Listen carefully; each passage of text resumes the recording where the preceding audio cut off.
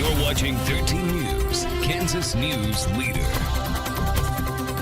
Good afternoon. Welcome back into Midday in Kansas. Wrapping up our SOAR Day with Charlene Patton of the Kansas Soybean Commission. We had a couple tasty recipes that we featured this morning, including these lovely crackers that who would have thunk that you could make crackers at home and they'd be so tasty. So I certainly encourage this recipe. Charlene, are we complimenting the crackers this afternoon? We are. We are doing healthy recipes. We've got 2 salads on our website. One was the award-winning one we did this morning from the Kansas State Fair, and we have another recipe that's actually from the Soyfoods Guide. So if you have not ordered it, call and we'll be glad to send it out.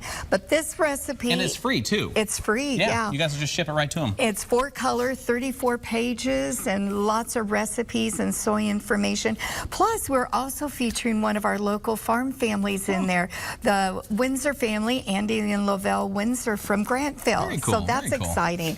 All right, so we've got our edamame in here, and I've already cooked it. So you want to cool it and put it in here. And then this is such an easy recipe. You are going to add, this is a 1/2 cup of feta, crumbled feta.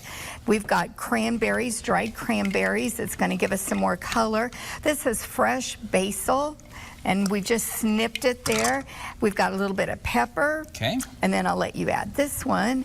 This is 2 tablespoons of vegetable oil. A soy and that's just too. going to give us a little liquid here to bind this all together. And how simple is this? That is almost as easy for me anyway, so. And we like salads during the summer, and you want easy ones, and we want some different ones. We don't always want just the same lettuce salad. So we've given him 2 great options this morning that'll be healthy for this summer. Absolutely, and yet mix it up. If you've never, or if it's been a long time since you've had edamame, it's a great vegetable. It's a great protein product as well, and it's nice to mix it up, as you say. It sure is. Okay, It sure is. you can find this recipe and all the ones we featured this morning on your website At kansassoybeans.org. And give us the number they can call and request the Soy Foods Guide. It's 877-KS Soybean. Ask for that, and they'll send the recipes and the guide. All right, good stuff. You might be surprised at all the good stuff you can make with soy products here. Absolutely. All right, Charlene Patton, thanks for watching here at Midday in Kansas. We'll see you tomorrow starting at 5 a.m. Have a great rest of your day.